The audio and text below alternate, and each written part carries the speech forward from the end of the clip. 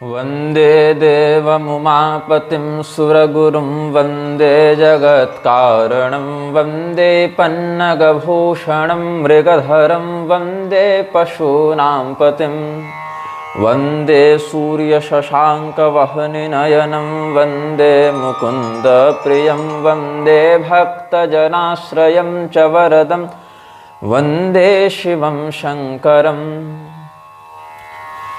उद्भवस्थितिसंहारकारिणीं क्लेशहारिणीं सर्वश्रेयस्करीं सीतां नतोऽहं रामवल्लभाम् सीतारामगुणग्रामपुण्यारण्यविहारिणौ वन्दे विशुद्धविज्ञानौ कवीश्वरकपीश्वरौ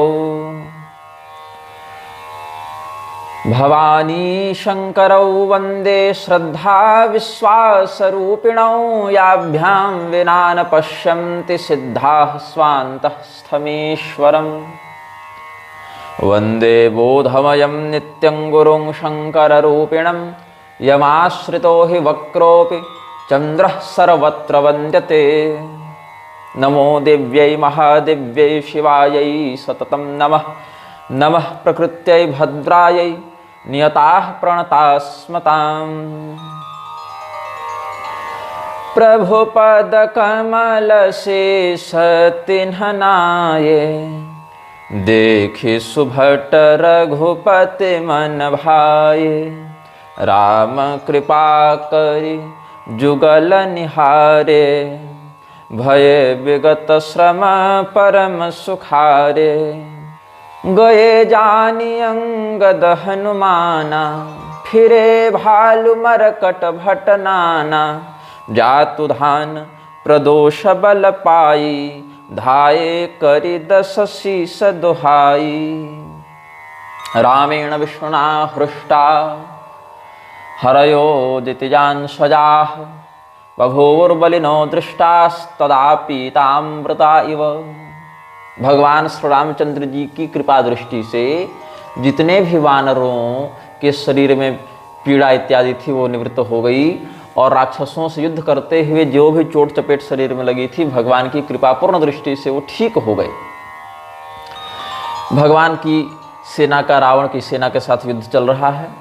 जैसे देवताओं को जब अमृत प्राप्त हुआ समुद्र मंथन के परिणाम स्वरूप तो देवताओं को अमृत को पीने से एक नवीन ऊर्जा और स्फूर्ति का संचार अनुभूत हुआ, वैसे ही भगवान के पास जब ये सब सैनिक लौटे हैं, श्री राम सेना के जो वानर भालू हैं, यूथपति हैं, वो सब लौटे हैं, तो भगवान की कृपा दृष्टि से भी उनको वैसे ही एक पुनर्जीवन की अनुभूति हुई। हनुमान जी युद्ध करके लौट चुके हैं, अंगद जी लौट चुके हैं, उनके पीछे पीछे और भी वानर भालू आ रहे हैं। प्रस्थितौ तौ समीक्षासु भल्लूका अपि प्रस्थिता। सूर्यास्त हो गया है। सूर्यास्त के बाद निशा काल में राक्षसों का या तामसी तत्वों का बल बढ़ जाता है। तो रविरस्तम गतो रात्रिः प्रवृता प्राणहारिणी अन्यान्यं बद्ध वैराणां घोराणां जयमिच्छता संप्रवृत्तम निशा युद्धम तदा वानर रक्षसाम। वाल्मीकि जी कहते हैं कि जब संध्या काल बीत गया, रात्रि को युद्ध नहीं होना चाहिए ऐसा धर्मशास्त्रों का निर्णय है, लेकिन जहाँ पर असुरों से युद्ध होता है या जहाँ पर पैशाचिक वृत्ति से व्यक्ति ग्रस्त हो जाता है वहाँ दिन रात का होश नहीं रहता, कभी भी लड़ता है। और ये निशाचर विशेष करके रात्रि को बलशाली होते हैं। तो रावण की जय जयकार करते हुए इन्होंने अपने विजय की कामना से वानर और भालुओं पर आक्रमण कर दिया। निशाचर अनि देख कपि फिरे जहतः कट कटाई भट भिरे दो दल प्रबल पचारि पचारि लरत सुभट नहीं मानहि हारी।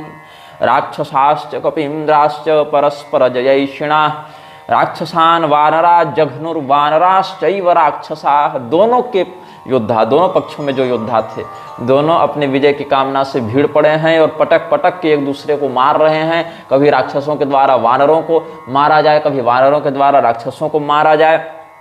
काला कांचन संकाशा वानरा राक्षसा अपि कौतूहलम प्रकुर्वन्तौ युध्यन्ते ते समौजसः। काले काले राक्षस और सुनहरे सुनहरे वानर और फिर काले काले भालू तो ऐसा लगता है जैसे बड़े बड़े पहाड़ हों काजल के या स्वर्ण के, और इस प्रकार से आपस में भिड़े हुए हों। सबल जुगल दल बल समझोधा, कौतुक करत लरत अति क्रोधा, लरत करि क्रोधा। प्राविट शरद पयोद घनेरे, लरत मनहु मारुत के प्रेरे। समीर प्रेरिता वारदाह प्रावृत सामयिका इव। जैसे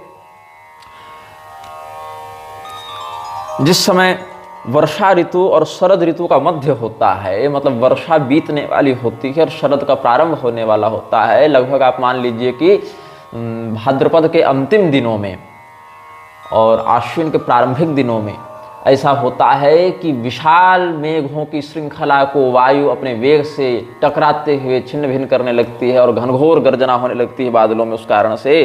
तो वैसा ही यहाँ प्रतीत हो रहा है जैसे वर्षा ऋतु और शरद ऋतु के बहुत से बादल वायु के वेग से प्रेरित होकर आपस में टकरा रहे हों। अब इसमें रावण की ओर से दो सेनापति नेतृत्व कर रहे थे, एक का नाम था अकंपन और एक का नाम था अतिकाय। अनिप अकंपन अरु अतिकाया, विचलत से न कीन्हि इन्ह माया, भयउ निमिष मह अतियम धियारा, वृष्टि होहि रुधिरोपल धारा, रुधिरोपल छारा। ये अतिकाय और अकंपन दोनों रावण की सेना का नेतृत्व कर रहे हैं। इसमें अकंपन वही है जो शूर्पणखा के साथ आया था पंचवटी से लंका। हरदूषण की सेना में भगवान ने 14 सहस्र राक्षसों का वध किया था, उसमें एक को छोड़ दिया था, वही अकंपन था। तो शूर्पणखा के साथ लंका आकर वही वहाँ की बातों को बताया है। तो ये अकंपन और अतिकाय ये दोनों बड़े पराक्रमी हैं। भगवान के सामने तो कुछ नहीं है, लेकिन इनका पराक्रम देवताओं की तुलना में बहुत गंभीर है, बहुत उच्च स्तरीय है। बड़े बड़े देवता भी इनसे टकराने का साहस नहीं रखते थे। तो इन्होंने देखा कि वानरों की सेना से हमारे राक्षसों की सेना आतंकित हो रही है, कमज़ोर पड़ रही है, हम मर रहे हैं, हार रहे हैं। तो इन्होंने सोचा ऐसे सीधे सीधे लड़ेंगे तो हम तो मर जाएंगे, तो हम माया युद्ध करेंगे। अब तो माया का इन्होंने प्रयोग किया है, राक्षसी माया दिखाई है। तो देखते देखते वो जो रात्रि में युद्ध हो रहा है तो फिर भी कुछ दिख रहा है, मतलब मशालें चल रही हैं और तरह तरह के वैकल्पिक प्रकाश के प्रबंध किए गए हैं, लेकिन वो सारे प्रबंध समाप्त कर दिए गए। पूरे आकाश में और भूतल पर केवल अंधकार ही व्याप्त हो गया। मतलब इतना घना अंधकार कि अपने सामने अपने हाथ को ऐसे रखो तो हाथ भी न दिखाई पड़े, और आकाशों से खून, पीप, पत्थर, राख इत्यादि की वर्षा होने लगी। देख निबिड़तम दसहु दिशे, कपिदल भयउ खभार, एक ही एक न देखिय, जहाँ तहाँ करहें पुकार। अतिकायो निकंपा, अतिकायो निपाकंपौ, तदा मायां विनिर्ममो, शैल शोणित वर्षाभिश्चक्रुर्ध्वान्तमयं रणं, राक्षसोऽसीति हरयो वानरोऽसीति राक्षसाः, हाहाकारस्तदा जातस्तस्मिन् तमसि दारुणे। अब हुआ क्या, दिख तो किसी को कुछ नहीं रहा है, लेकिन मारना सबको है। तो जो सामने मिल जावे, अगर वानर के सामने कोई दूसरा मिल जावे तो कहता तू जरूर राक्षस है, तुझे पीटूंगा। वो कहता अरे भैया हम तो वानर है, राक्षस तू ही है लगता है, इसीलिए मुझे धोखा देने के लिए तुम इस प्रकार की बातें कर रहे हो। राक्षसों के पास कोई वानर पकड़ में आ जावे तो कहता है देखो तू राक्षस नहीं, तू वानर है, मैं तुझे मारूंगा। और वो राक्षस जो है वो उसको मारता है। वानर देखते हैं कि अरे तू राक्षस है, मैं तुझे मारूंगा। लोग कई बार सही वाला भी पकड़ में आता है, कई बार गलत वाला भी पकड़ में आता है। कई बार राक्षस ही दूसरे राक्षस को पीट दे रहा है कि तू वानर है, मुझे धोखा देने के लिए ऐसे करता है। कई बार वानर ही वानर को पीट दे रहा है। तो इस प्रकार से उपद्रव होने लगा, और जो राक्षस हैं बड़े वाले, उनके माया पर तो उनका नियंत्रण है ही, तो इसीलिए वो एक तरफा संहार किए जा रहे हैं वानरों का। छोटे मोटे राक्षस तो भ्रमित हो जाएंगे, लेकिन जो माया रचने वाले हैं, जिन्होंने पूरा वो निर्माण किया है व्यूह का, जो उस षड्यंत्र के निर्माता हैं, उनको तो नियंत्रण पता है कि कहाँ पर क्या व्यवस्था है। तो सकल मरम रघुनायक जाना, लिए बोली अंगद हनुमाना, समाचार सब कही समुझाए, सुनत कोपि कपि कुंजर धाये। भगवान श्री रामचंद्र जी की सेवा में भी अंगद और हनुमान थे। भगवान सब बात जान गए कि राक्षस सब कर रहे हैं कपट, और मायापति के सैनिकों को दिखा रहे हैं माया। तो सतस्यागति मनविच्छन राजपुत्र प्रतापवान, अंगदम हनुमंतम वा आदिदेश परम तपः, निमेषांतरमात्रेण बाणैरग्निशिखोपमैः, दिशश्चकार विमलाः प्रदिशश्च महारथः। भगवान ने अंगद जी और हनुमान जी को कहा कि बहुत पैर दबा लिए, अब जाकर वानरों की जो स्थिति है उसको सुधारिए, आप लोग हमारे सेना नायक हैं, आप जाकर इस माया के विरुद्ध युद्ध कीजिए, तब तक हम माया का निवारण करते हैं। और अंगद जी और हनुमान जी को वानरों का हर्ष बढ़ाने के लिए, बल बढ़ाने के लिए भेजकर भगवान ने इधर से अपना एक राम बाण चलाया, अग्नि बाण चलाया, उस पर अग्निदेव की प्रतिष्ठा करके भगवान ने श्री राम बाण को जब छोड़ा है तो क्षण से भी कम समय में, मान लो निमेषांतर मात्रेण, अग्नि की ज्वाला के समान प्रकाशित उस बाण के प्रभाव से राक्षसों की माया नष्ट हो गई और सभी दिशाओं में बिल्कुल उजाला हो गया, किसी प्रकार का कोई उपद्रव न रहा। तो भालु बलि मुख पाई प्रकाशाधाये हर्षि विगत श्रमना त्रासा हनुमान रंगद रन गाजे हाँक सुनत रजनीचर भाजे। ये चौपाई भी बड़ी काम की है। इस चौपाई का प्रयोग करके शत्रुओं के आतंक से अपनी रक्षा की जाती है, शत्रुओं से लड़ने में ये चौपाई बड़ी काम आती है। गोस्वामी जी की ये वाणी मंत्र सिद्ध वाणी से हम ऐसा प्रभाव देखते हैं जीवन में। वीक्षमाणा दिशः सर्वास्त्रिजगुर्ध्वं च वानरा अभ्यधावन्त संहृष्टा वीतायासाश्च राक्षसां। जब संपूर्ण माया का भगवान ने विनाश कर दिया, सभी दिशाओं में बढ़िया उजाला हो गया, सबको देखने लायक प्रकाश हो गया, तो भगवान की जयघोष करते हुए, भगवान का जयघोष करते हुए सब वानर राक्षसों पर टूट पड़े। हनुमान अंगद रण गाजे हाँक सुनत रजनीचर भाजे। हनुमान जी और अंगद जी जब गर्जना कर रहे हैं युद्ध में, तो राक्षसों ने उनकी गर्जना सुनी, बोले आ गए, दोनों आ गए, अब नहीं कोई छोड़ेगा हमको, ये इनमें से एक भी आ जावे तो हम लोग जो है मृत्यु के अलावा कुछ परिणाम को प्राप्त नहीं कर सकते। यहाँ दोनों पहुंच गए, तब भागो यहाँ से। भागत भट पट कहीं धरि धरनी करहि भालु कपि अद्भुत करनी गहि पद डारहि सागर माहि मकर उरग झस धरि धरि खाहि। अध्यात्म रामायण में कहते हैं इस प्रसंग में, वानरैः पातयन्तस्ते राक्षसा वेगवत्तरैः मुष्टिभिश्चरणैर्दन्तैः पादपैश्चावपोथिताः तेषां कायमकूपारे चक्षुपुरवानरोत्तमाः। जब ये राक्षस देखे कि वानरों ने आक्रमण कर दिया है, अब हम इस माया से भी नहीं विजयी हो पाए, हमारी माया भी नष्ट कर दी गई, तो राक्षस भागने लगे। तो भागते राक्षसों को पकड़कर वानरों ने कहा, कहाँ भाग रहे हो, अरे वीर हो तो युद्ध तो करो, ऐसे क्या अपने कुल को कलंकित करते हो, जरा बढ़िया तुम्हारा पराक्रम तो हम देखें। किस प्रकार से रावण की सेना में बड़े बड़े नामी गिरामी सैनिक हैं। तो वानरों को हर्ष हुआ भगवान के बल का वरदान प्राप्त करके, तो राक्षसों को पकड़ते थे, पैर पकड़ पकड़ कर उठा कर पटकते थे और उनको खूब मारा पीटा और फिर समुद्र की ओर फेंकने लगे। और समुद्र में जितने भी बड़े बड़े मत्स्य थे, मगरमच्छ थे और जो भी जलचर जीव थे, विशालकाय, वो सब राक्षसों को खाने लगे। कछु मारे कछु घायल कछु गढ़ चढ़े पराई गरजहि भालु बली मुख पुदल बल बिचलाई निशा जाने कपि चारे वो अनि आये जहाँ को सलाधनी राम कृपा करे चितवास बही भये विगत श्रम बानर तबही।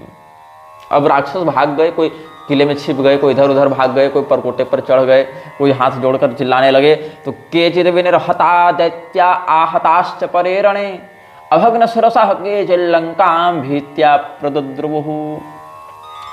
जिनके माथे कट गए थे वो तो न जा पाए, जिनके बच्चे थे वो लंका भाग गए। रात्रि ज़्यादा गहरी हो गई थी, राक्षस रात्रि को भी युद्ध न कर सके, माया युद्ध में भी कुछ काम न बना। तो राक्षसों को पलायन करता देखकर वानरों ने कहा, चलो अब हम भी विश्राम करें, कल तो फिर लड़ाई करनी ही है। भगवान की सेवा में सब आए, भगवान ने सबको कृपापूर्ण दृष्टि से क्लांतिहीन कर दिया, सबको श्रमहीन कर दिया, सबकी थकावट दूर हो गई। तो बलम शात्रवमाक्रम्य ह्या जगमुर्वानर सभा रामेण विष्णुना हृष्टा हरयो जतजान सजा बभूवुर्बलिनो हृष्टास्तदा पीतामृता इव। तो रावण के सैनिक जब गुहार लगाए, पुकार लगाए, तो रात्रि को ही गोल में सम्मेलन किया गया लंका में, राउंड टेबल कॉन्फ्रेंस कहते हैं ना उसको। सब लोग बैठे क्या किया जाए। तो राक्षसों की सेना तो आधी समाप्त हो गई, कहता है रावण की। वहाँ दशानन सचिव हंकारे सब सन कहे शिशु भट्ट जे मारे आधा कटक कपिन संहारा कहु बेगी का करिय विचारा किंचित दीन मुखश्चापि सचिवास्तानुदाहरत। थोड़ी चिंता तो हो गई रावण को, थोड़ा तो संकट का अनुभव किया उसने कि भाई गड़बड़ तो है, ऐसा नहीं होना चाहिए, हमारी सेना इतनी बुरी तरीके से मार खाकर नहीं भाग सकती है। तो मुँह लटकाकर उदास मन से उसने अपने मंत्रियों से पूछा कि बताओ क्या करना चाहिए। अच्छा, अध्यात्म रामायण में तो कहा कि अब तो हमारी सेना का चौथाई हिस्सा ही बचा है, चतुर्थांशावशेषेण निहतम राक्षसम बलम।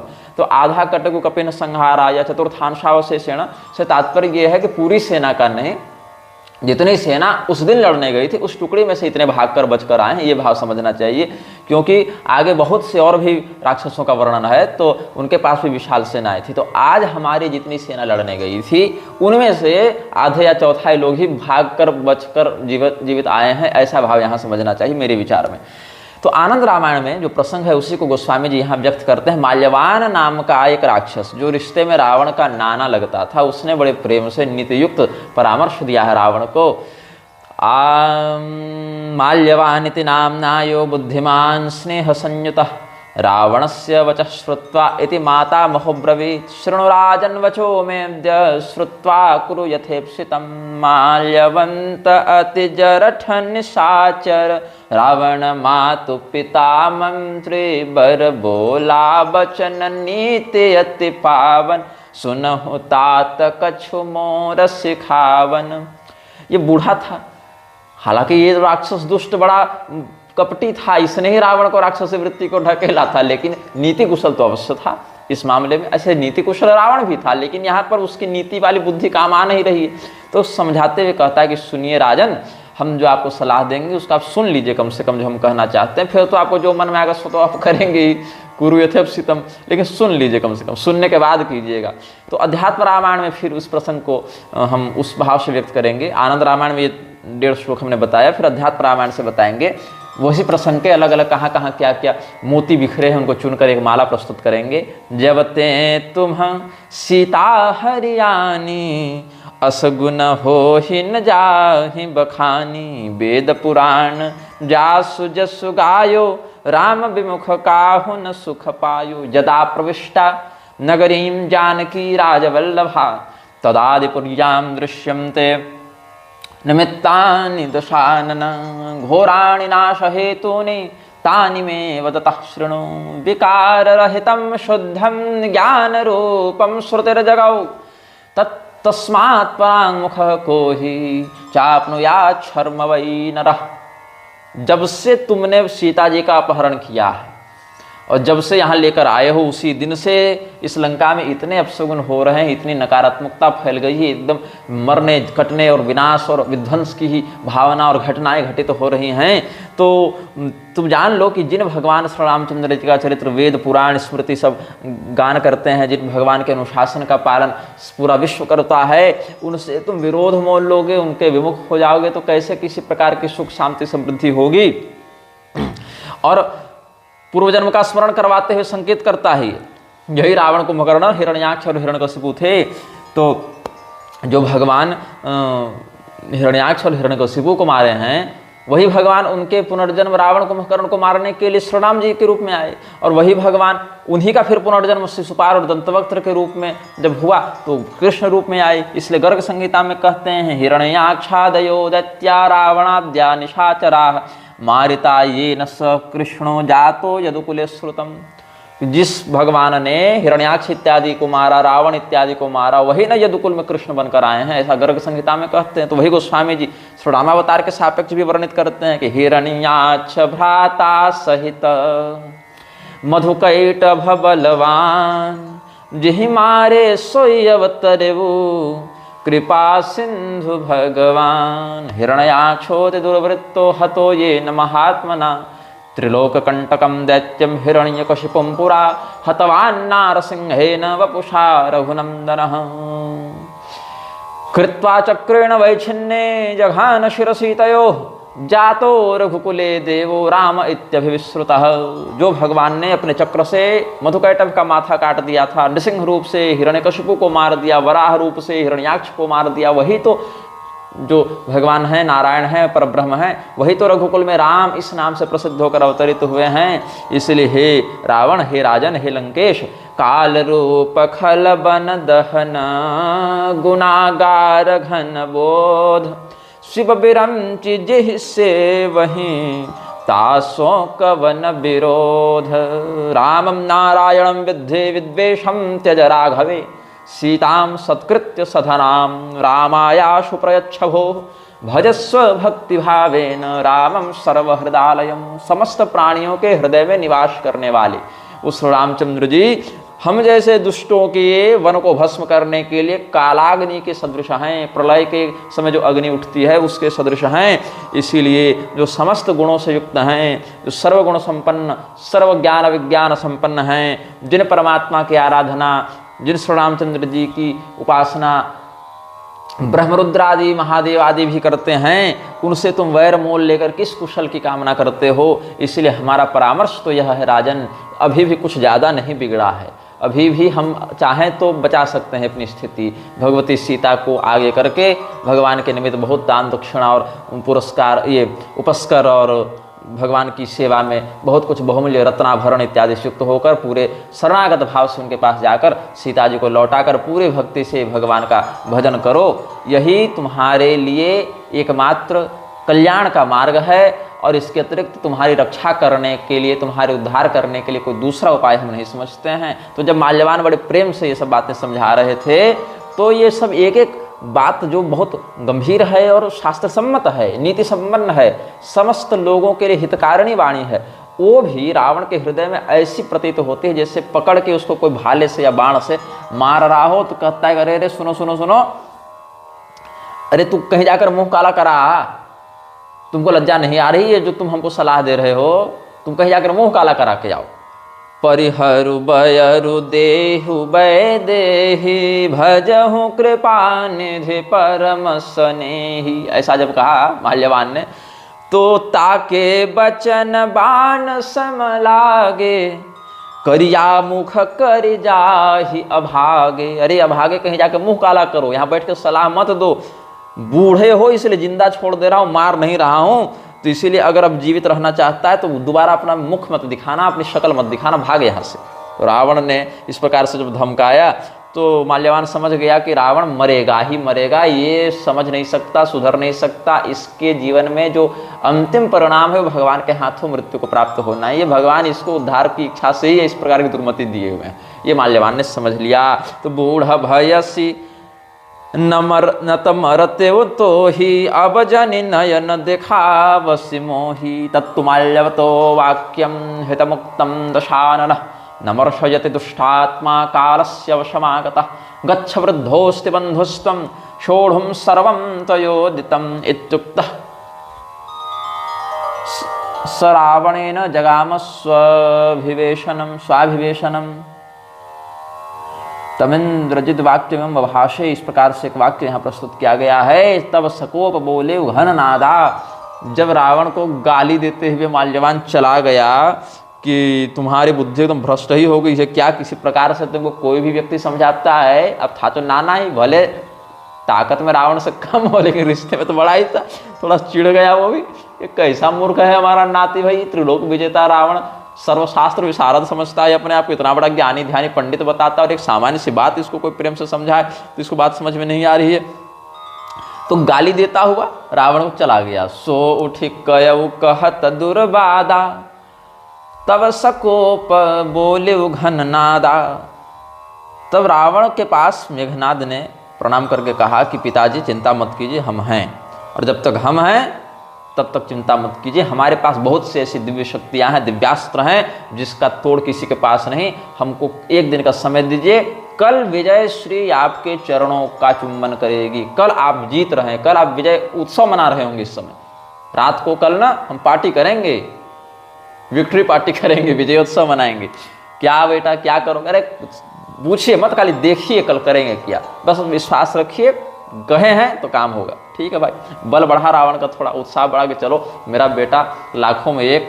तो कौतुक प्रात देखियहु मोरा करिहु बहुत कहूँ का थोरा। दृष्ट्वा कुतूहलम मेश्व पुरस्ते कथने न किम। हम बहुत बोलेंगे नहीं, बकवास नहीं करेंगे, ये कर देंगे वो कर देंगे, जो हम करेंगे स्वयं आप देख लीजिएगा हम क्या करेंगे, सुबह होने दीजिए बस। तो सुने सुत बचन भरोसा आवा प्रीति समेत अंक बैठावा। मेघनाद वच श्रुत्वा तुतोष च पुनः पुनः पुनः समुदितोत्पत्य रावण परिशस्वजे। मेघनाद की बात सुनकर रावण को बड़ा हर्ष हुआ, बड़े सुंदर उसको गले से लगा के गोद में बैठा के खूब प्रेम किया। वाह बेटा, बेटा हो तो तुम्हारे जैसा मेरा हीरा मोती सोना बाबू सब किया मेघनाद को। और फिर प्रातःकाल कैसे युद्ध करना है इसकी योजना सब बनाने लगे। अपने मेघनाद भी बैठ के चिंतन कर रहा था किस किस दिव्यास्त्र के माध्यम से क्या क्या हमको पराक्रम दिखाना है। तो करत विचार भयउ भेनु सारा, लागे कपि पुनि चहूँ दुबारा। लंका द्वाराण्युपाजगमुः कीशायोद्धुं समन्ततः, शब्देन महता लंका पूरिता वानरोत्तमैः। राक्षसाश्च शितैर्बाणैरसिभिः शक्तितोमरैः, अभ्यधावन्त समरे कपि सैन्य जिघांसवः।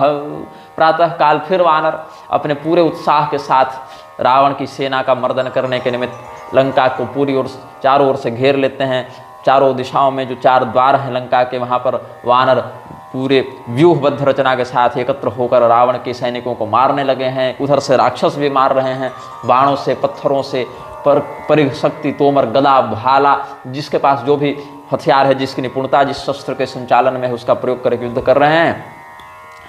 तो यह युद्ध किस प्रकार से गोस्वामी जी वर्णित करते हैं।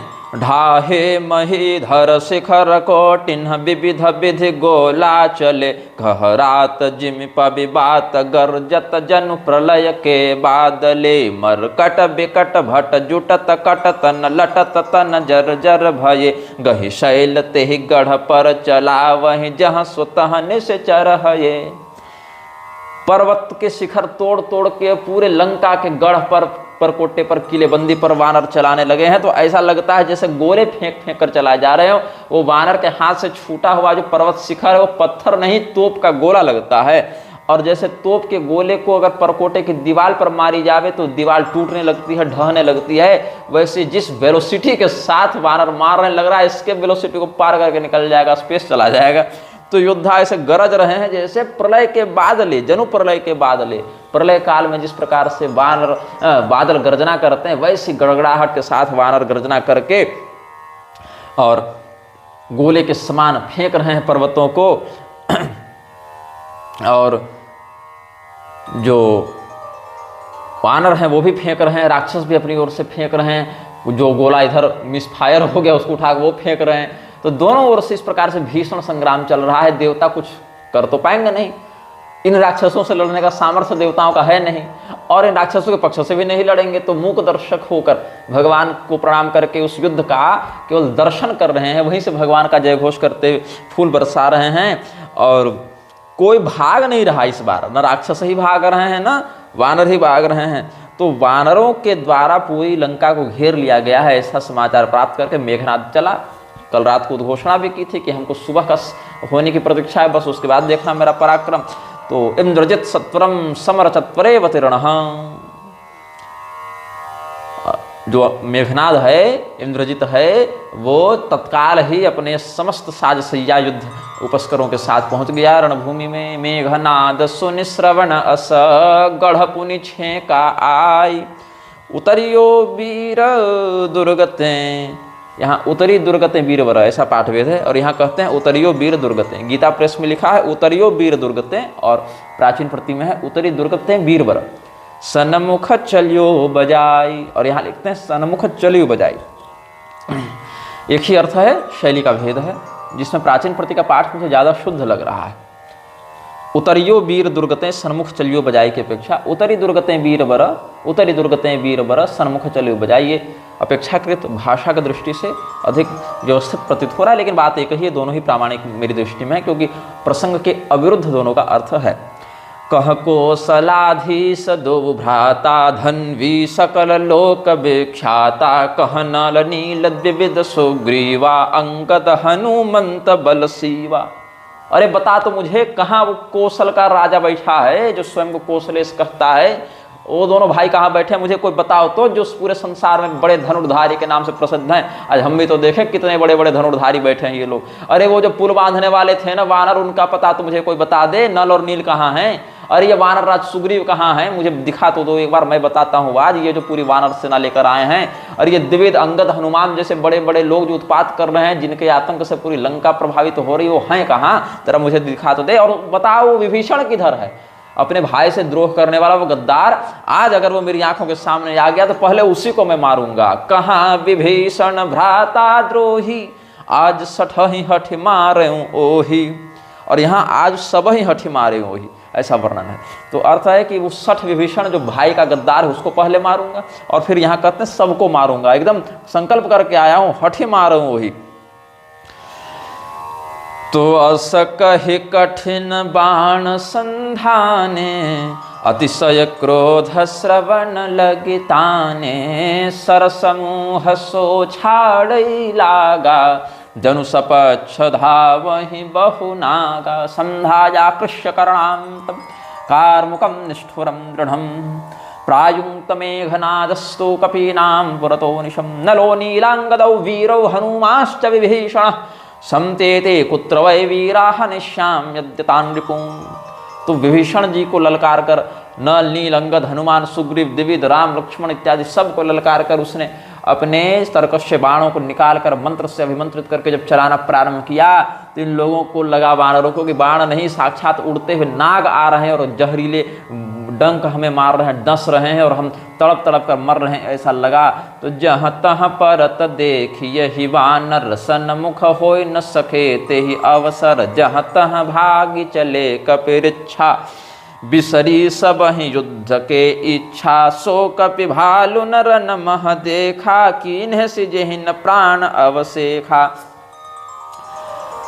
तो नाना विधानि शस्त्राणि वानरानीक मर्दयन्, वानराद्रोह सर्वे यत्र कुत्रायुत्सवः, आदौ नेतादृशा दृष्टा येन वै जर्जरीकृताः।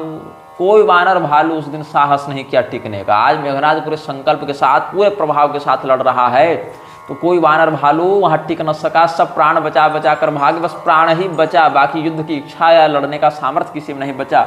एक एक वानर को 10-10 बाण मारे हैं, और फिर गर्जना करते हुए मेघनाद उसी युद्ध भूमि में विचरने लगा। 10-10 सर सब मारे सी, परे भूमि कपिवीर, सिंहनाद करि गर्जा, मेघनाद बलधीर, ततः सरसहस्रेण संक्रुद्धो रावणात्मजः, विभेद समरे कीशान, ततो निपतिता भुवि, सिंहनादम विशालम च शकारशीत गर्जनामपि। तो हनुमान जी बड़े चिंतित हुए, भाई ऐसे एक तरफा ये संहार करेगा तो भारी नुकसान अपना है, भारी हानि है अपनी, अब हमको तो जाना पड़ेगा मोर्चे पर। तो देखे पवन सुत कटक बिहाला, क्रोधवंत जनु धायउ काला, महाशैल एक तुरत उपारा, अतिर्ष मेघनाद पर डारा। हनुमान जी देखे कि ये तो एक तरफा मारे जा रहा है, सबको इससे टकराने के लिए कोई है नहीं, तो एक विशाल पर्वत शिखर को उठाकर और हनुमान जी एकदम प्रलयंकारी रूप धारण करके कि आज मेरे सामने जो आया सो गया, ऐसे भाव से हनुमान जी दौड़े हैं गर्जना करते हुए, जैसे साक्षात काल किसी को नष्ट करने के लिए दौड़ा हो। तो जैसे ही मेघनाद के ऊपर उन्होंने उस पर्वत शिखर को चलाया, मेघनाद समझ गया कि इससे नहीं सकेंगे, ये दूसरा प्रकार का वानर है, क्योंकि भीड़ चुका है पहले, हनुमान जी के बल को, उनकी युद्ध शैली को थोड़ा समझ चुका है, ये पहले भिड़ंत हुई है ना एक दो बार, वो अशोक वाटिका उजाड़ने के समय भी भिड़ चुका है, तो जानता है ये वाला वानर जो है इससे नहीं भिड़ना है, सीधे सीधे यहाँ से दांव पेच अधिक करना है, सीधे पराक्रम नहीं इससे व्यक्त करना है, ये थोड़ा ज़्यादा तगड़ा वानर है। तो जैसे हनुमान जी ने वो पर्वत इसके ऊपर चलाया, वैसे मेघनाद तुरंत उछलकर आकाश में चला गया, और जाते जाते मतलब ये मेघनाद बैठा, पर्वत गिरा और मेघनाद ऊपर उठा, और पर्वत जो है उसके रथ पर बैठ गया जाकर, और उसका रथ सारथी घोड़ा सब समतल एकदम ग्राउंड लेवल पर हनुमान जी कर दिए, सबको चटनी बना दिए। हनुमान जी कहते हैं आकाश में क्या कर रहा है, इधर सुन, लड़ मुझसे, बहुत बड़ा योद्धा बना, आओ उधर, भागता किधर है।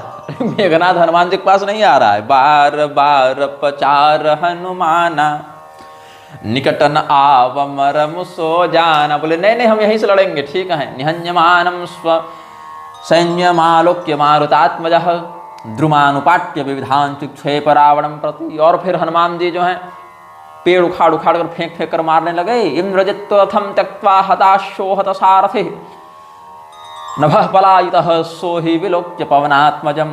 तो हनुमान जी बार बार उसको ललकार रहे हैं, पेड़ उठा उठा कर फेंक रहे कि सुन तो, थोड़ा नजदीक तो आ, कहाँ भागा जा रहा है, इतना बड़ा पराक्रमी है तो हमसे भी तो लड़।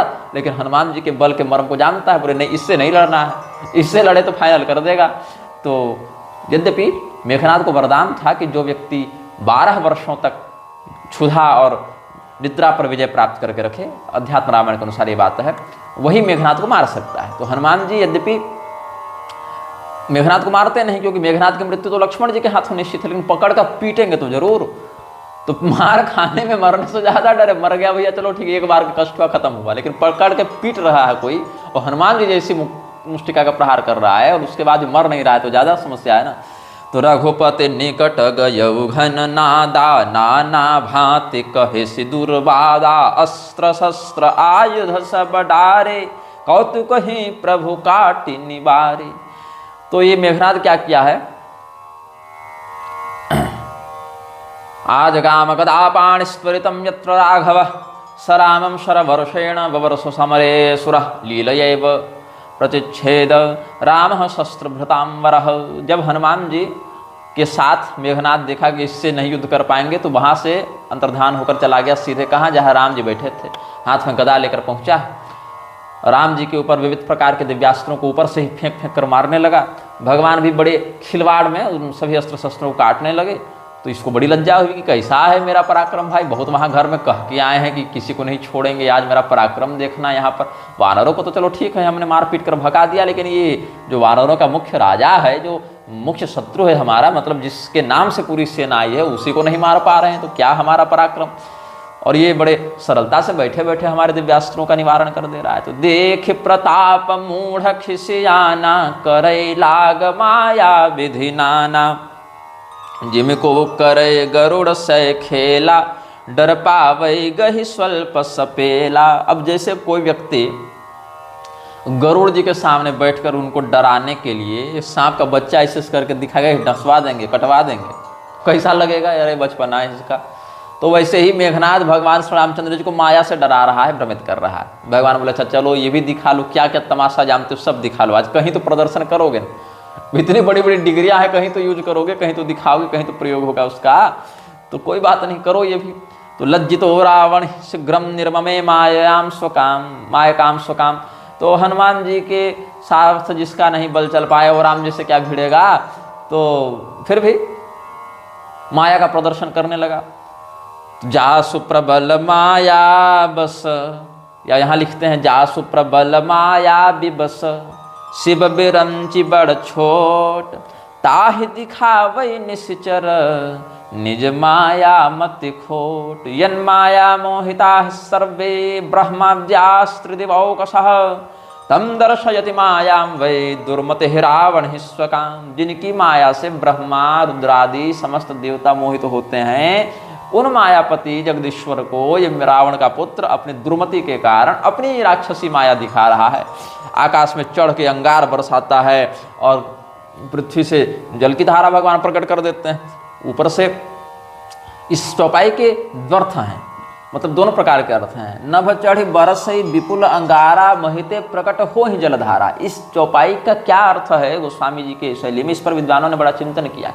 कुछ विद्वानों का मत है कि आकाश से जब मेघनाद अंगार बरसाकर वानर सेना को जलाकर मारने का उपक्रम करता है, तो भगवान पृथ्वी से जल की धारा प्रकट करके उन अंगारों को बुझा देते हैं, ये एक भाव है। दूसरा, कुछ विद्वान कहते हैं नहीं, ये तो केवल माया का ही प्रकरण पूरा चल रहा है अभी, इसलिए भगवान, क्योंकि इस चौपाई के आगे भी और पीछे भी माया का ही प्रकरण चल रहा है और मेघनाद की माया का यहाँ वर्णन किया गया है, इसलिए अर्थ है कि आकाश से तो आग बरसती है और वानर भालू नीचे डूब कर मरे, इसके लिए जल भी बढ़ रहा है, जल की धाराएं फूट रही है, वहां डूब कर मरे, और आकाश में जाएंगे तो जल कर मरे, जमीन पर रहे तो डूबेंगे, आकाश में जाएंगे तो जलेंगे, ये कहने का अर्थ है यहाँ। और बहुत प्रकार के भूत प्रेत पिशाच इत्यादि विकृत स्वरों में मारो काटो चबाओ खत्म कर देंगे, ऐसे करते हुए डराते हुए पूरा एकदम दोहन करते हुए प्रकट होते हैं। विष्ठा, रुधिर, मल, मूत्र, पीव, हड्डी, ये सब बरस रहे हैं आकाश से, और बहुत बड़े बड़े पत्थर और राख इत्यादि की वर्षा हो रही है। धूल की आंधी आ रही है, दिन में ही अंधियारा हो गया, अंधेरा हो गया, तो बरस ही धूल किन्हें सी अंधियारा, सूझन आपन हाथ पसारा। सुग्रीव मारुति नलांगद नील मोक्षा, बाष्पांधकार जलदांतरितं प्रचंडम, तम रावणं जलद मंडलमास्थितं नो पश्यन्ति तान् प्रहरति स्म सघोर बाणे। हनुमान नाटकम, हनुमान जी ने जो रामायण लिखी है उसमें क्या वर्णन करते हैं? सुग्रीव, हनुमान जी, नल, अंगद, नील और भी जितने वानर हैं वो सब मेघनाद को देख नहीं पा रहे कि कहाँ से मार कर रहा है। केवल काले काले बादल दिखते हैं, ये दिखता नहीं कि है कहाँ पर, कहाँ से ये बाण बरसाता है, कहाँ से अंगार बरसाता है। और अपने आप को माया से अदृश्य रखकर, जैसे काले काले मेघ हैं उनमें जल के कण है लेकिन पता नहीं चलता कि जल है कहाँ, केवल कालापन दिखता है। वैसे ही मेघनाद काले बादलों के मध्य इस प्रकार की माया का प्रयोग करके छिपा है कि कोई देख नहीं पा रहा, बस उसके चलाए बाणों से लोग पीड़ित हो रहे हैं। तो सुग्रीव मारुति नलांगद नील मुख्या, बाष्पांधकार जलदांतरितं प्रचंडम, तम रावणं जलद मंडलमास्थितं नो पश्यन्ति तान् प्रहरति स्म सघोर बाणैः। तो कपि अकुला ने माया देखे, सब कर मरन बनाए ही लेखे, कौतुक देखी राम मुस्काने, भये सभेत सकल कपि जाने, एक बाण काटी सब माया, जिम दिन कर हरति मिर निकाया, कृपा दृष्टि कपि भालु बिलोके, भये प्रबल रन रहहि न रोके। बभूवुर्व्यथिताः केशास्तदा मायां निरीक्षते, निमेषान्तर मात्रेण घोरैरग्निशिखोपमैः, एके शुभिः प्रतिच्छेद मायां रामो महारथः। जब भगवान ने देखा कि हमारे वानर सैनिक मेघनाद की इस आसुरी माया से कुछ अधिक ही नारायण कुछ अधिक ही त्रस्त हो रहे हैं, तो भगवान ने एक ही बाण से समस्त माया का विनाश कर दिया। और वानर भालुओं की ओर बड़े स्नेह से जब भगवान ने दृष्टिपात किया तो उनकी दृष्टि मात्र से वानर भालुओं के मध्य अद्भुत प्राण शक्ति का, उत्साह भाव का संचार हो गया। लक्ष्मण जी बोले कि प्रभु हम भी बहुत देर से बैठे हैं, कुछ हम भी इस मेघनाद से टक्कर लें, ऐसे है तो मेरा ही शिकार, मरना तो इसको मेरे ही हाथों है, तो हम ही जाते हैं। तो आयुषु मांगे राम कपहि, अंगदादि कपि साथ, लक्ष्मण चले क्रुद्ध होई, बाण सरासन हाथ, रामज्ञायां समादाय ह्यात् शस्त्रः स लक्ष्मणः, बालिपुत्रादिभिः सार्धं जयौ युद्धाजिरं चतम। भगवान से आदेश लेकर अपने धनुष बाण तर्कस इत्यादि से युक्त होकर लक्ष्मण जी चले हैं। उनके एक और हनुमान जी हैं, एक और अंगद जी हैं, उनके साथ लक्ष्मण जी चले हैं युद्ध करने के लिए। और लक्ष्मण जी गौर वर्ण के हैं, गोरे हैं और तेजस्वी हैं और सुकुमार शरीर है। तो गोरा व्यक्ति सुकुमार हो तो थोड़ी लालिमा भी होती है उसके शरीर में। तो जैसे हिमालय पर्वत बड़ा दृढ़ है, अविचल भाव से धैर्य के साथ खड़ा रहता है, और हिमालय की ऊपर की चोटी में जब बर्फ ढकी रहती है और प्रातःकाल सूर्योदय के समय सूर्य की किरणें पड़ती हैं उस शिखर पर, तो वहाँ स्वर्ण के समान चमक होने लगती है।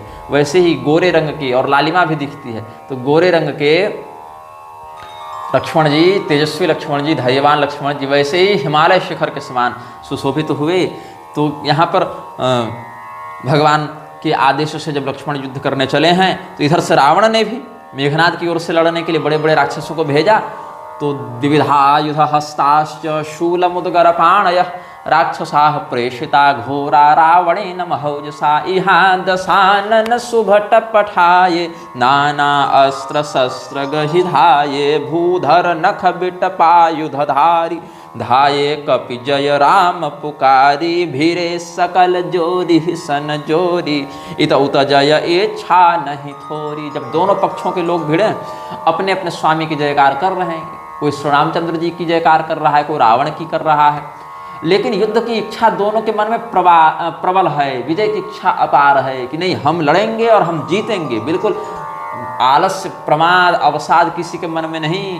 तो ते वध्यमानाः समरे वानराः पादपायुधाः, अभ्यवर्षन्त सहसा रावणं शैलपादपैः, एक दूसरे के ऊपर अपने अपने अस्त्र शस्त्रों का पराक्रम प्रदर्शित करते हुए सब लड़ रहे हैं। किसी का हाथ कट गया, किसी का पैर कट गया, किसी का माथा कट गया, कोई घायल होकर भाग रहा है, किसी को भागने का मौका नहीं मिला, कोई भागने की इच्छा रखता है लेकिन भीड़ अधिक होने के कारण भागते भागते मर जा रहा है। कोई कह रहा है कि भाग कर मरने से अच्छा है लड़ के मरे। तो अलग अलग भावनाएं सबकी, कोई मुष्टिका से मार रहा है, कोई लात से मार रहा है, कोई दांत से काट रहा है, कोई पकड़ के थप्पड़ से दे रहा है, कोई धूल झोंक कर मार रहा है। मुठी कन्ह लात तन्ह दांत तन्ह काट ही कपि जयशील मारि पुनि डाट ही मारु मारु धरु धरु धरु मारु शीस तोरि गहि भुजा उपारु। तदा वृक्षैः पर्वताग्रैर्वानराजितकाशिनः निहत्य तानि रक्षांसि नखैर्दं तैश्च वेगिनः हन्यतां हन्यतामेव ध्रियतां ध्रियतामिमे परस्परं भाषमाणा भुजोच्छिन्ना हितारणे। अरे पकड़ लो, अरे जाने मत दो, अरे भाग रहा है उसको देखो तो सही, कहाँ ध्यान है तुम्हारा, रो भाग रहा है उसको पकड़ कर मारो, उसके भुजा उखाड़ दो। अरे तलवार नहीं तो क्या हुआ, पकड़ उसकी खोपड़ी तोड़ दो। ऐसा कहते हुए सब वानर भालू राक्षस एक दूसरे को मार रहे हैं। असिरव पूरी रही नवखंडा धावहि जह तह रुंड प्रचंडा देखहि कौतुक नभ सुर वृंदा कबहु कभी समय कबहु अनंदा। ऐसा नाद हुआ, इतना हल्ला मचा कि मानो पूरे दिशाएं व्याप्त हो गई, नवखंड पृथ्वी केवल हल्ला से व्याप्त हो गई। और वो जो जिनके माथे खोपड़ी खींचकर जैसे ढक्कन बोतल की खोल देते हैं वैसे खोपड़ी खोल देते थे वानर, वो सारे कबंध राक्षस जो हैं वो दौड़ते रहते थे। और उस समय भी कुछ देर तक जब चेतना रहती लड़ते रहते थे। तो ये जो विकराल दृश्य है वो राक्षसों और वानरों के मध्य जो हो रहा है, वो देवता आकाश में खड़े होकर देख रहे हैं। कभी उनको विस्मय हो जावे, कभी हर्ष हो जावे, कभी शोक हो जावे। राक्षसों का पराक्रम जब बढ़े तो इनको समस्या हो जाए, चिंता हो जाए। वानरों का पराक्रम बढ़े तो इनको हर्ष हो जाए, आनंद हो जाए। तो ये सब जो गड्ढे बन गए हैं युद्ध कर करके, उन गड्ढों में खून भर रहा है, उनके ऊपर धूल पड़ रही है। तो लाल लाल खून के ऊपर धूल ऐसा लग रहा है जैसे अंगार के ऊपर राख ढकी हुई हो। रुधिर गाढ़ भरी भरी जम्यो ऊपर धूल उड़ाई जनु अंगार रासिन पर मृतक धूम रह्यो छाई। एवं तुमुल शब्देन पूरितं तो चतुर्दिशं प्रसन्नाश्च क्वचिद् देवाः क्वचिद् यान्ति च विस्मयं मुहूर्तेनावृता भूमिरभवच्छोणितोच्छिता शोभन्ते चाहता वीरः पुष्पिता एव किंशुकाः। और जितने लोग मरे हैं उनके शव से वो भूमि आवृत है, पूरे लाल लाल खून से सब लथपथ हैं। तो ऐसा लगता है जैसे पलाश के वृक्ष के चारों ओर, जिसको टेसु या ढाक भी कहते हैं, संस्कृत में किंशुक कहते हैं, ब्रह्म वृक्ष भी कहते हैं। पलाश के वृक्ष के चारों ओर उसके पुष्प वसंत ऋतु में जब गिरते हैं तो लालिमा व्याप्त हो जाती है, वैसे ही प्रतीत हो रहे हैं। तो इसमें दो ही ऐसे योद्धा थे जो अविचल भाव से लड़े रहे, एक उधर से मेघनाद, एक इधर से लक्ष्मण जी। स एव मुक्तः कुपितः ससर्ज दैत्यात्मजः सप्तस्वरांशु पुंखान् तान् लक्ष्मणः काञ्चन चित्रपुंखश्चिच्छेद बाणैर्निशिताग्रधारे। मेघनाद ने लक्ष्मण जी को मारने के लिए 7 बाण चलाए हैं। तीखे नोक वाले उन 7 बाणों को लक्ष्मण जी ने हवा में ही काट डाला। तो जब भगवान लक्ष्मण मेघनाद पर बड़े क्रोधित हुए तो मेघनाद को मारने के लिए बहुत से बाण लक्ष्मण जी ने चलाए हैं। स लक्ष्मणश्चापि शितान् शिताग्रान् महेन्द्रतुल्यो शनि भीम वेगान् संधाय चापे ज्वलन प्रकाशान् ससर्ज हन्तुं खल मेघनादम्। अग्नि बाण के समान तीखे और ज्वाला युक्त शरों का संधान लक्ष्मण जी ने मेघनाद के प्रति किया है। तो क्रोधवंत तब भयवो अनंता। भगवान अनंत शेषनाग जो लक्ष्मण जी के रूप में यहाँ प्रस्तुत हैं, उन्होंने क्रोध करके पहले मेघनाद के रथ और सारथी को मारा। दूसरा रथ सारथी आ गया था ना, पहले वाले को तो हनुमान जी पत्थर मार के खत्म कर दिए। दूसरा रथ और सारथी रावण ने भिजवाया था। यहाँ दशानन सुभट पठाए, नाना अस्त्र शस्त्र गहिधाए, उसमें इन्फोर्समेंट भी प्राप्त हुई थी। तो इस रथ और सारथी का विध्वंस लक्ष्मण जी ने कर दिया। और नाना विधि प्रहार कर शेषा राक्षस भजो प्राण अवशेषा। बताओ, और रामचरितमानस की टीका लिखने वाले रामभद्राचार्य को यह इतनी बुद्धि नहीं है कि लक्ष्मण जी किसके अवतार हैं। कहता है कि लक्ष्मण जी शेषनाग के अवतार नहीं हैं। क्रोधवंत तब भयौ अनंता भंजेउ रथ सारथी तुरंता नाना विधि प्रहार कर शेषा राक्षस भजौ प्राण अवशेषा। शेषनाग अनंत भगवान के स्वरूप जो लक्ष्मण जी हैं, वो इतने बाण मारे मेघनाद को, केवल प्राण ही बचा, बाकी उसमें युद्ध करने का कोई सामर्थ्य नहीं बचा। तो रावण के पुत्र मेघनाद ने मन ही मन सोचा कि 10-5 मिनट हम और इस प्रकार की मार झेल गए तो हम तो मर जाएंगे, अब हमको वही शक्ति बाण चलाना पड़ेगा, क्योंकि अब हमारे पास इसके अलावा कोई अस्त्र तो है नहीं, एक वीरघात में शक्ति चला देंगे। तो चिक्षेप शक्तिम तरसा ज्वलंतिम सौमित्र ये राक्षस राजपुत्र तामापतंतिम भरतानुजोस्त्रिर्जघान बाणश्च हुताग्निकल्पैः तथापि सा तस्य विवेश शक्तिं भुजान्तरं दाशरथिर्विशालम्। भगवान लक्ष्मण को मारने की इच्छा से जब उसने शक्ति चलाई है, वीरघातनी छाड़िसी सांगी तेज पुंज लक्ष्मण उर लागी।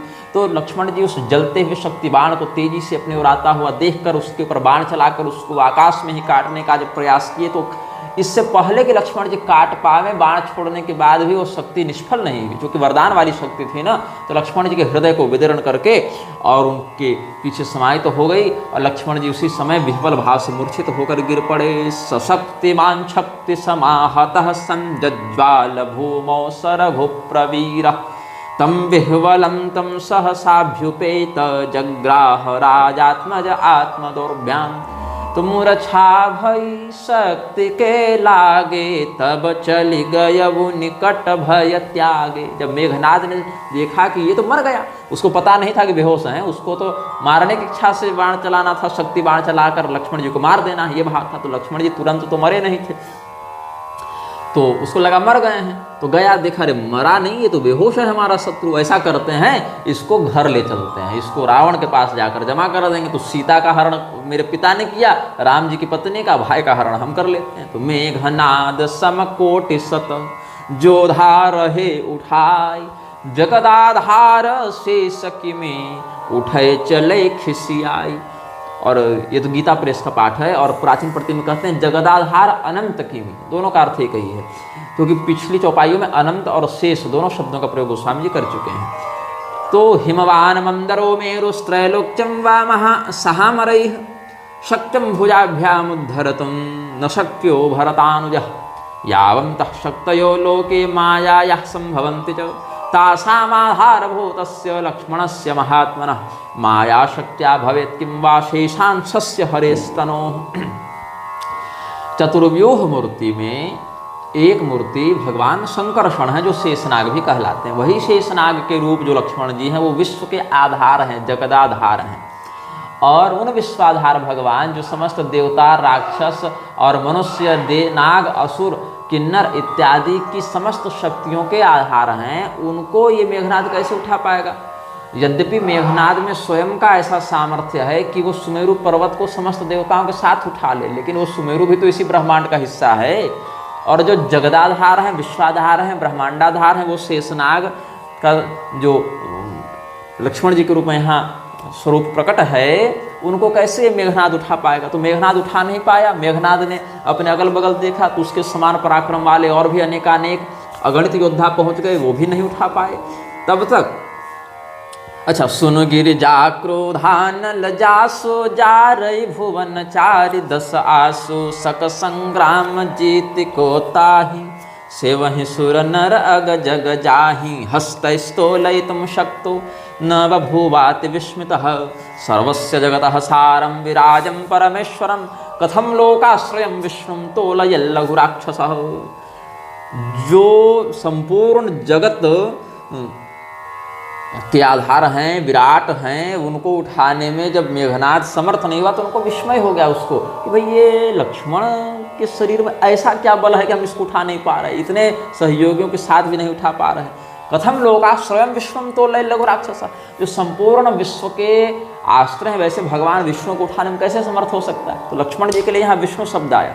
क्यों विष्णु शब्द आया? क्योंकि धृति शक्ति से, धारणा शक्ति से विश्व में प्रविष्ट हैं अनंत भगवान, वही धारण किए हुए हैं ना। तो धृति शक्ति से, धारणा शक्ति से वो प्रविष्ट हैं विश्व में, और प्रविष्ट तत्व को विष्णु शास्त्रों ने कहा है। और संकर्षण रूप से चतुर्व्यूह मूर्ति में वैष्णवी शक्ति के रूप में प्रतिष्ठित हैं। और अगस्त संहिता के अनुसार श्रीराम तत्व और लक्ष्मण तत्व में भेद नहीं देखना चाहिए, इसीलिए उनको विष्णु शब्द से यहाँ शास्त्रों ने वर्णित किया है। तो यह कौतूहल जानै सोई, जा पर कृपा राम कई होई। तो ये जो रहस्य है, ये जो मर्म है, वो उसी व्यक्ति को समझ में आ सकता है, ये बात वही जान सकता है जिस पर भगवान स्वयं कृपा करें। तो ये रहस्य दैवी, ये रहस्य वही सब लोग जान सकते हैं। केवल पढ़ने सुनने से सब लोग जान जाएं ऐसी बात नहीं है। तो सभी, अच्छा, मेघनाथ जब देखा कि हम इस शत्रु को उठा नहीं पा रहे तो वापस चला गया, और सभी जो राक्षस हैं अपने अपने घरों में लौटने लगे, वानर भी लौटने लगे। तब अचानक से भगवान ने पूछा कि अच्छा सब लोग लौट रहे हैं, लक्ष्मण जी नहीं लौट रहे हैं, लक्ष्मण कहाँ हैं? लक्ष्मण कहाँ बूझ करुणा कर। यद्यपि भगवान सर्वज्ञ हैं, सर्वव्यापी हैं, लेकिन फिर भी लोक दृष्टि से लीला करते हुए पूछते हैं कि भाई मेरा भाई कहाँ है? तो भाई, अरे वो तो मेघनाथ सिद्ध कर रहे थे, वो वाले मोर्चे पर कौन थे? बोले हनुमान जी उस मोर्चे में गए थे उधर। तो तब लगे ले आयऊ हनुमाना, अनुज देखी प्रभु अति दुख माना। तब तक हनुमान जी मेघनाथ को ललकार के फटकार के भेज चुके थे और इधर उठा कर ला रहे थे लक्ष्मण जी को, हनुमान जी, क्योंकि हनुमान जी तो लक्ष्मण जी के भक्त हैं, प्रेम करते हैं। तो लक्ष्मण जी कृपापूर्वक उनके लिए हल्के हो गए, तो उठा कर ला ही रहे थे। और जाकर भगवान को बताया कि प्रभु आज ये अनर्थ हो गया। तो आनयद राघवाभ्यासम बाहुभ्याम परिगृह्यतम, हनुमान जी अपने भुजाओं में लक्ष्मण जी को उठाकर ले आए। तो रामोपि लक्ष्मणं दृष्ट्वा मूर्छितं पतितं भुवि, मानुषत्वमुपाश्रित्य लीलयानुशोचः। जब लक्ष्मण जी की उस स्थिति को राम जी ने देखा तो बहुत मार्मिक प्रसंग है, बहुत कारुणिक प्रसंग है। यद्यपि हम उतने करुणा विस्तार में नहीं जाएंगे, यही कारण है कि समयाभाव के कारण हम संक्षेप में कथा को आगे ले जाएंगे। यही कारण है कि वाल्मीकि जी की रामायण को कवियों ने करुण रस प्रधान कहा है। एको रसः करुण एवं निमित्त भेदात। और उसी रामायण का आश्रय लेकर अन्य जितने राम पर काव्यों का प्रवर्तन हुआ उनमें भी इसी करुण रस का विस्तार देखने को मिलता है। हर कोई न कोई घटना ऐसी घटित होती है जो बारंबार दर्शक को, पाठक को, श्रोता को, वक्ता को, चिंतक को करुण रस में आवृत कर देती है। तो मानुषत्व उपाश्रित्य, जिस प्रकार से कोई मनुष्य अपने प्रियजन को इस प्रकार के कष्ट में देखकर आतुर हो जाता है, व्याकुल हो जाता है, चिंतित हो जाता है, रोने लगता है, विलाप करने लगता है, उसी प्रकार से नर लीला करते हुए मर्त शिक्षण के निमित्त भगवान श्री रामचंद्र जी शोकाकुल हो जाते हैं और कहते हैं यहाँ डॉक्टर कोई है, चिकित्सक कोई है, बताओ इस प्रकार की समस्या में तो हमको चिकित्सक की आवश्यकता पड़ेगी। क्या कोई हमारे दल में जानता है इस समस्या का समाधान? क्या इस रोग की चिकित्सा को जानता है? तो जामवंत जी बोले कि हनुमान जी आप ऐसा कीजिए, चले जाइए लंका। बोले अब क्यों जावें? बोले वहाँ एक डॉक्टर बहुत बढ़िया रहता है, उसका नाम है सुसेन, वही इस समस्या का समाधान बताएगा। अभी नज़दीक में उससे बेहतर डॉक्टर हम कहाँ से खोजें? बोले अच्छा, शत्रु के घर में जाना है। शत्रु, अच्छा, सुसेन भी स्वयं राक्षस कुल के ही थे, तो राक्षसों से युद्ध कर रहे हैं हम, राक्षसों की लंका में राक्षसों के डॉक्टर से ही सहायता लेनी पड़ेगी। बोले अच्छा जाइए, डॉक्टर तो पक्ष और विपक्ष देखता नहीं है। जो एथिक्स पढ़ाते हैं, मेडिकल एथिक्स, उसमें आज भी ये पढ़ाया जाता है कि एक चिकित्सक के लिए मरीज मरीज होता है, शत्रु मित्र अपना पराया नहीं होता है। वो चिकित्सक केवल उसको एक रोगी के रूप में देखता है और करुणापूर्वक उसकी चिकित्सा करता है। इतना मेडिकल एथिक्स में आज भी पढ़ा देते हैं। तो उस समय तो आदर्शवादियों का ही युग था। तो कहते हैं जाम्बवंत कह वैद सुसेना, लंका रही को पठई लेना। कि एक डॉक्टर तो है हमारे परिचय में, लेकिन रहता लंका में, उसको लाने किसको भेजा जाए? तो हनुमान जी उसके लिए उपयुक्त हो सकते हैं। तो धरि लघु रूप गयऊ हनुमंता, आन्यु भवन समेत तुरंता।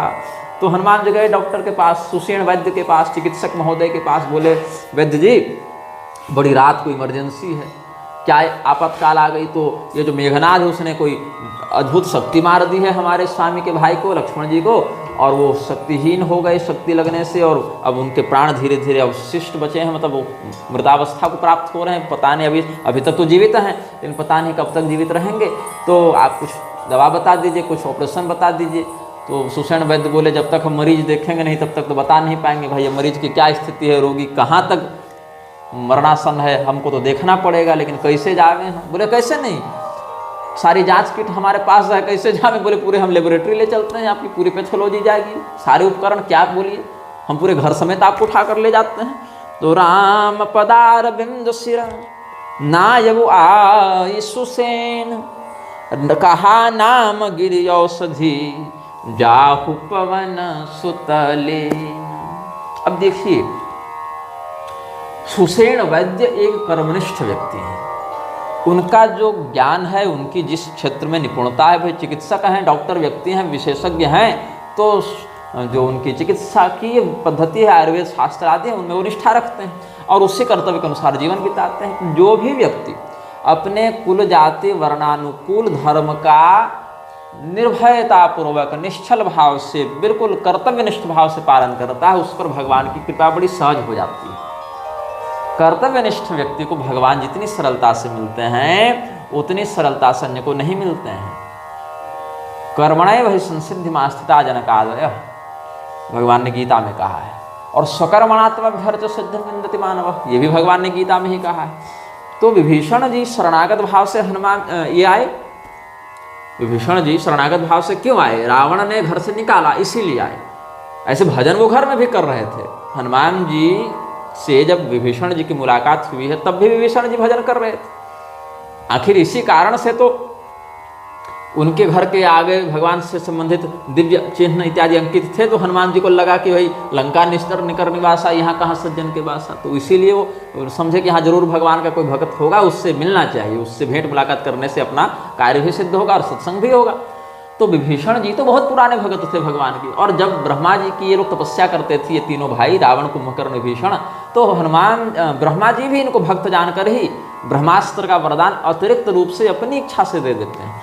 तो विभीषण जी की भक्ति तो बड़ी पुरानी थी, लेकिन हनुमान जी के साथ भेंट होने के बाद भी विभीषण जी तब तक श्री राम जी से नहीं मिले थे, जब तक रावण ने स्वयं उनको घर से नहीं निकाला।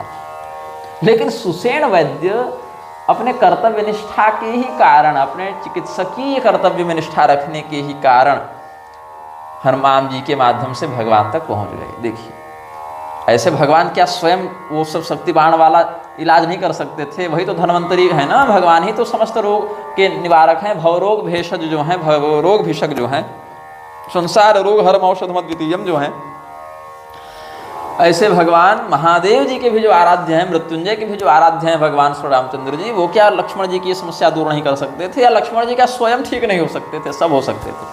लेकिन केवल राक्षसों को मारना ही भगवान का उद्देश्य नहीं है। भगवान का उद्देश्य तो भक्तों पर कृपा करना भी है।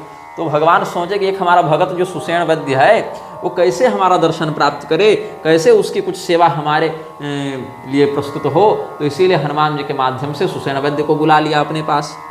तो सुसेन वैद्य आए, बोले कि भाई समस्या तो बड़ी गंभीर है और ये छोटी मोटी दवा से ठीक होने वाला रोग भी नहीं है, और इस प्रकार की दवा तो हम जानते हैं, लेकिन अपने पास स्टॉक में नहीं है, भंडार में नहीं, क्योंकि ये सब दवा रोज रोज लगती नहीं है, तो हम अपने दवा खाने में रखे नहीं, इसको तो लाना पड़ेगा। बोले तो हाँ मंगवाते हैं। बोलिए कहाँ मिलेगी? बोली समस्या ये है कि ये दवा मिलेगी हिमालय के द्रोणागिरी शिखर पर, और ये दवा हमको चाहिए सूर्योदय से पहले, तभी ये दवा काम करेगी। अगर सूर्योदय हो गया तो दवा असर नहीं करेगी, ये मरीज तो गया आपके हाथ से। तो इसीलिए कोई ऐसा अगर व्यक्ति हो आपके दल में जो द्रोण पर्वत चला भी जावे, वहाँ से दवा को पहचान कर ले भी आवे और सूर्योदय होने न दे, उससे पहले ये सारा काम हो जावे, तभी बचेगा ये मरीज। ये जो शक्तिबाण है वो तभी दूर होगा, नहीं तो हम तो क्षमा चाहते हैं प्रभु। हम तो यही जानते हैं कि इनकी जो विशल्यकरणी और संजीवनी, ये सब जो औषधियाँ होती हैं, वही सब इनमें लगेंगी, कुछ कंपोजिशन यही सब लगेगा इसमें, तो कोई बात नहीं। ततः प्राह हनुमंतम वत्स जीवय लक्ष्मणम हनुमान पर्यंक सुप्तमचिरेण तमानिनाय, तो समेत्य राघवम नत्वा सगोत्रौषधिमादिशत, तथेति राघवेणोक्तो जगामाशु महाकपिः। हनुमान जी को कहा कि भाई आपके अतिरिक्त इतना तीव्र सामर्थ्य, इतना अद्भुत वेग किसी का नहीं है, इसीलिए आप ही बताइए कि ये दवा कैसे आएगी, आप ही जाकर लाइए।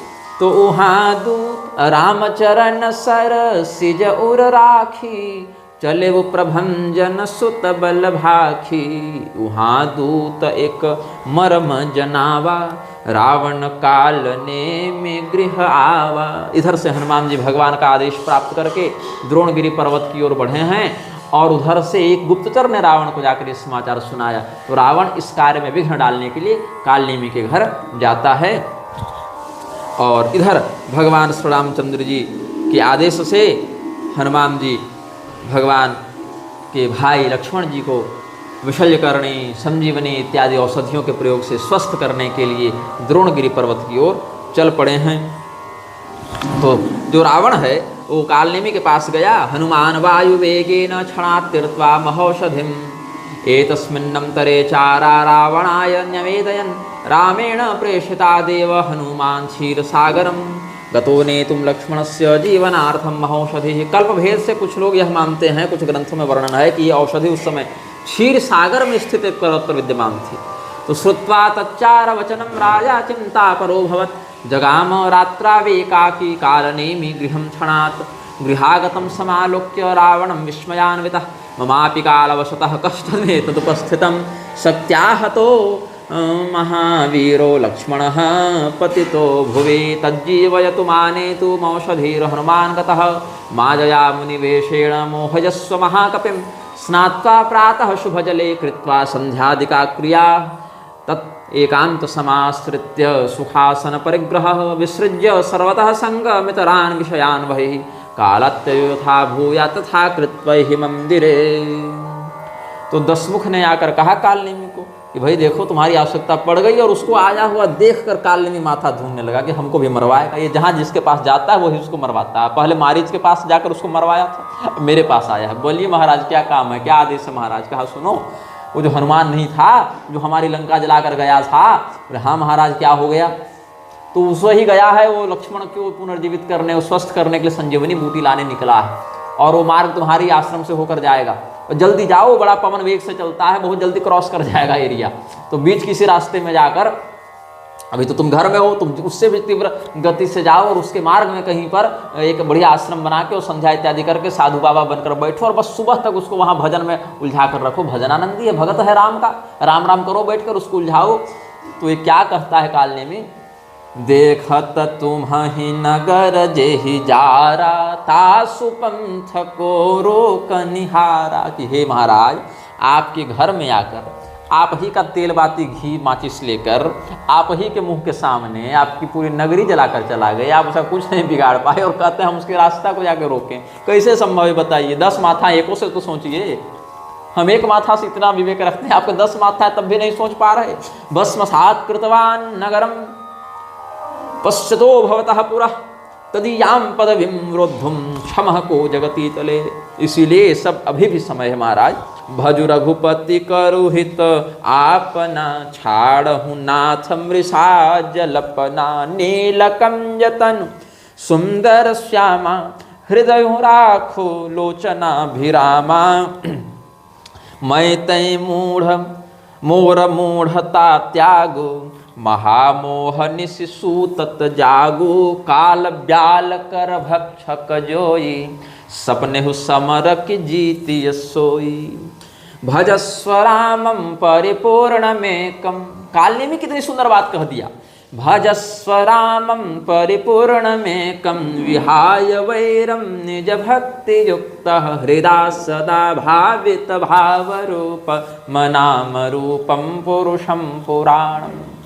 वह जो प्राचीन पुरुष, महापुरुष, आदि पुरुष, परम पुरुष जो परमात्मा है, जो किसी नाम रूप स्थिति काल में बद्ध नहीं है, फिर भी हृदय में योगियों के द्वारा भावना के सत्ता के रूप से जिनका अनुभव कर लिया जाता है, उन्हीं परिपूर्ण परमात्मा जो श्री राम रूप में तुम्हारे सामने प्रस्तुत हैं, वैर छोड़कर पूर्ण भक्ति से उनकी शरण में जाकर उनका भजन करो। रावण, मेरी दृष्टि में भी तुम्हारे लिए कल्याण का यही मार्ग बचा है। तो सोनी दस कंधरि सान अति तेहि मन कीन्ह विचार राम दूत कर मर बरु यह खल रतमल भार। कालनेमि वचः श्रुत्वा रावणो मृत सन्निभम जज्ज्वाल क्रोधताम राक्षः सर्पिरद्धिमिवाग्निमत्। कालनेमी की ऐसी सुंदर बात को सुनकर, ऐसे परामर्श को सुनकर भी रावण को बड़ा क्रोध हुआ।